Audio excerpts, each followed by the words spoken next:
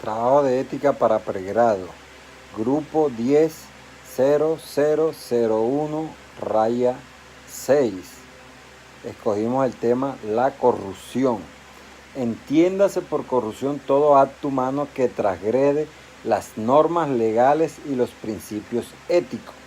La corrupción se genera cuando un servidor público que se encuentra realizando labores en instituciones estatales actúa en pro de su propio beneficio o en pro de un beneficio hacia un tercero, en detrimento de los intereses del Estado y de los mismos ciudadanos. Según el diccionario de la Real Academia Española, dice en su definición de corrupción que es la práctica consistente en la utilización de las funciones y medios de las organizaciones, especialmente de las públicas, en provecho económico o de otra índole de sus gestores. El término corrupción suele ser utilizado para referirse a actividades ilícitas o deshonestas dentro de unas organizaciones públicas estatales.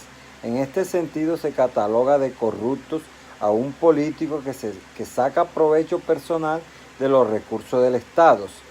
Es evidente que la corrupción es mala y que es uno de los elementos que más efectos nocivos causa a la sociedad.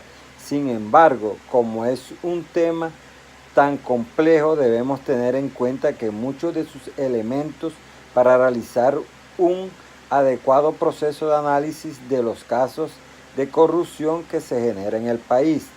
Para analizar la corrupción hay que tener en cuenta dos elementos, uno referente a los temas de cultura y política y otro referente a los temas del control político por parte de la sociedad. En este caso, nosotros hablaremos de la corrupción en los puntos, o sea, la analizaremos más en la vista de administración y política, porque son los dos puntos, los dos flagelos más que vemos más afectados acá en el país, pues con los casos de las contrataciones, los casos del desangre, del erario público, de todos los contratos que se hacen. Ahí vimos el caso de Odebrecht, la Ruta del Sol y muchos contratos más a niveles municipales y a nivel departamental y a nivel nacional, que son contratos que muchas veces se otorgan a empresas extranjeras que no tienen ningún capital, ninguna raíz, ningún fundamento aquí en nuestro país, y cualquier momento se dan por quebrada, no terminan ningún contrato y alzan su pata, se van, dejan todo tirado aquí y ese contrato no hay quien responda por él, ni la empresa como tal, ni un político como tal se hace cargo, ni dice fuimos nosotros, fui mi administración que firmó ese contrato, por lo tanto nosotros damos la cara y debemos responder por ese dinero que está en juego ahí. Yo creo que ese es el flagelo más grande que tenemos ahora en Colombia. Mientras no se cambie ese sistema de contratación, aparte de que los veo que son unos sistemas que los costos son demasiado elevados. Vemos unas carreteras, unas calles que uno coloca, valen 1.000 millones de pesos y la meten por 10.000 millones. Son demasiado elevadas estos trabajos. Pues debe ser por eso mismo, porque el mismo flagelo de la corrupción, come uno, come el otro, tienen que incrementar esos precios así para que se le pueda dar a todos, puedan tener utilidad de eso, desde el político que lo otorga hasta el intermediario, el dueño de la empresa, todos deben de ganar.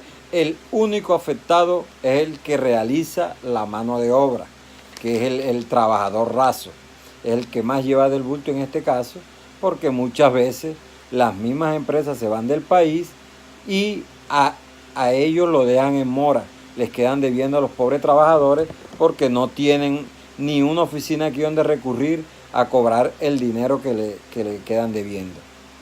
Entonces, desde este punto de vista, estamos viendo la corrupción analizándola un poco más acá de lo que nos pasa a nosotros acá en Colombia, ya que la corrupción, o sea, entramos a verla así porque es lo más cercano que tenemos, pero es un problema, un flagelo mundial, podríamos decir.